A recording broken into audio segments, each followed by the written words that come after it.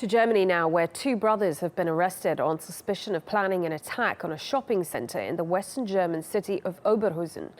It comes as police continue their search for 24-year-old Anis Amri in relation to Monday's attack on a Christmas market in Berlin.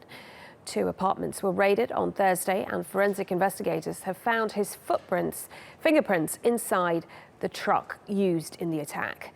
Germany's Interior Minister now says that it's highly likely that he is the perpetrator. Amri's family have appealed for him to give himself up. I have 4 sons, including him, and I don't think we'll be counting him anymore. The news is very bad.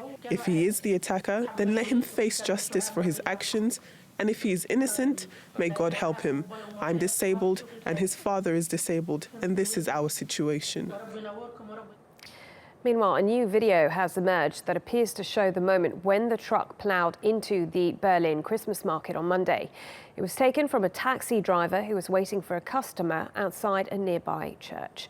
The car was only a few meters away from the scene when the truck was deliberately driven into the crowd. Well, in a show of resilience, the Christmas market has reopened following Monday's attack. Sarah Morice reports.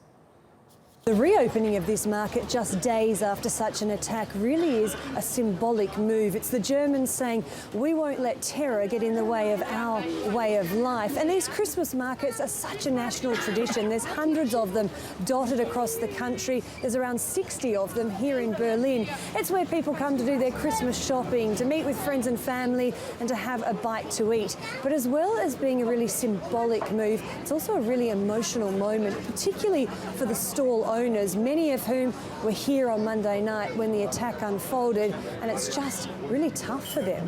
So we're feeling to reopen, to come back here, but we have to reopen. We have to respond to the terrorism that we are not scared.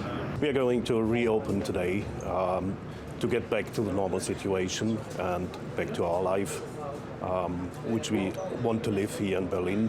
We are a free city and we should not let them destroy our life.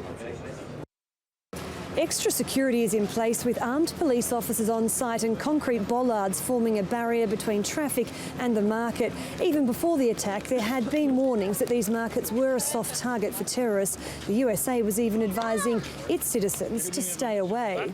It had been feared that people would be too scared to come back to the markets, but as you can see, it's bustling around me. This really is Berliners coming together and uniting against an atrocity that struck their city.